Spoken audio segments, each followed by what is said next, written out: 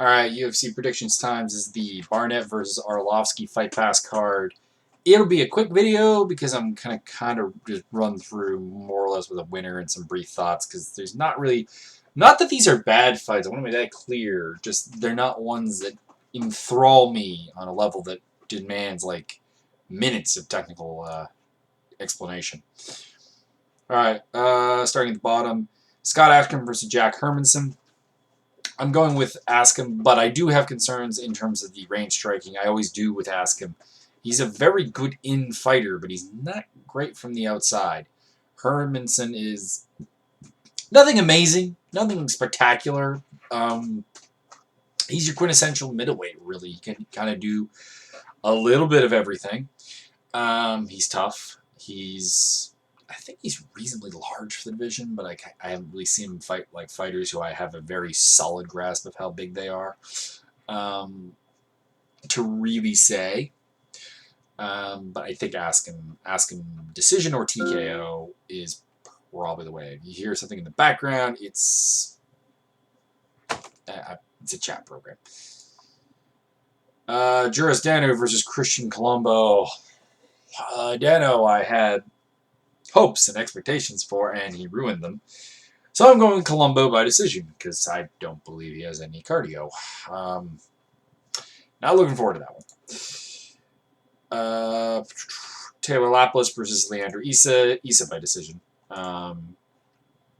Ashley Evans Smith by decision over, I can't remember her first name, I don't have it up here, Macedo. Peter Sabata versus Nicholas Dalby. A little bit of more depth with this one. Peter Sabata is a guy who, like, a lot of people have been like, he's good, and every time I see him, I don't really agree. I don't know. Like every time I see him, like sometimes he's hailed as a grappler, and I just don't think he's a very good grappler. And sometimes he's hailed as a wrestler, or not a wrestler, but a kickboxer. And I find he's not that good of a kickboxer. It makes it very hard for me to pick him really in any fight against anyone who I have any real thoughts about. Nicholas Dalby is a pretty well-rounded guy, athletic enough. I think if he had been born in a more MMA-developed country, he'd actually be a very good fighter.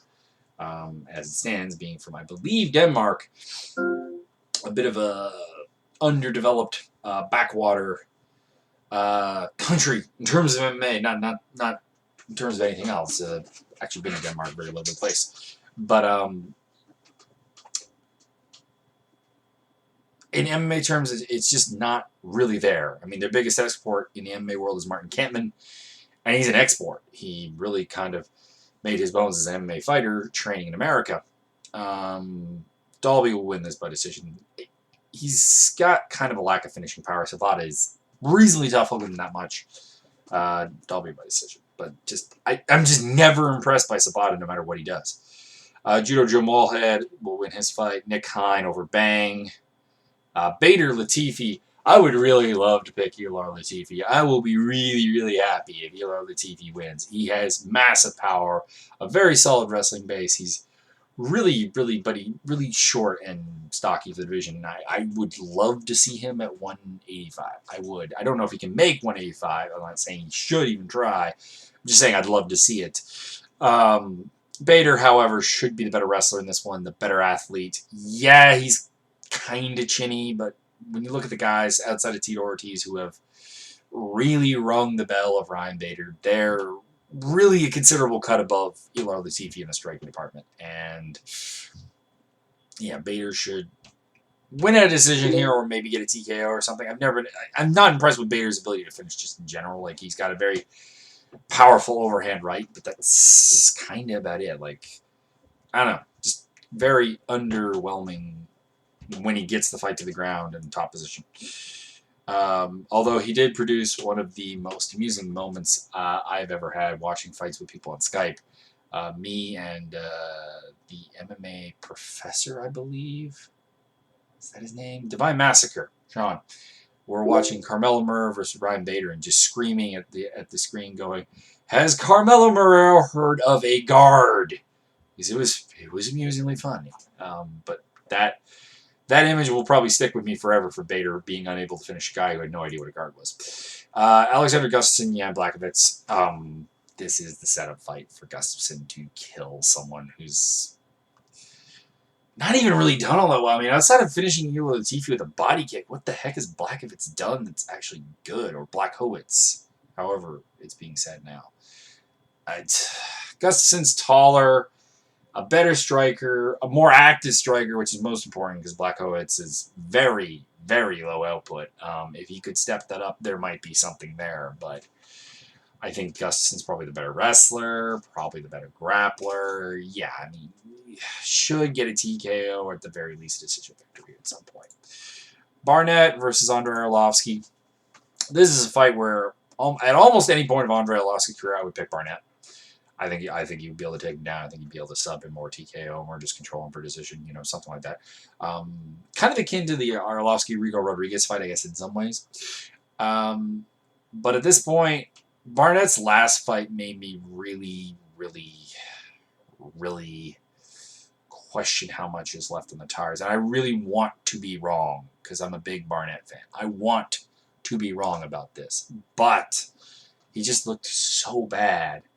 Both in the wrestling and the boxing exchanges with Ben Rothwell that I cannot pick him here. I've got Arlovski winning by TKO. As much as I'm not a believer in Arlovski either, and Barnett could knock him out, I think anyone can. And this is not a chin thing. Arlovski's problem was always more just his lack of defense and would get hit on the button. And at heavyweight, you get hit on the button and you go to sleep. But I do believe Arlovski's also on the decline. Heavyweight is a very weird place because, I mean, we thought Arlovski was on the decline a long time ago when he came back, so I don't know. I have more faith in Arlovski to kind of shrug off bad performances and still do well, whereas I've never seen Barnett fight as poorly as he did against Ben Rothwell, and I don't want to pick him after. I mean, I want to pick him, but I can't bring myself to do it. So Andrei Arlovski via TKO. It's a good card. Don't let the short breakdowns here. There's not a lot on a technical level to discuss. So enjoy it. And I mean, it's not free because you have to pay for Fight Pass, but it's pretty close to free. Enjoy it. I'll be back with UFC 203 predictions closer to the event time.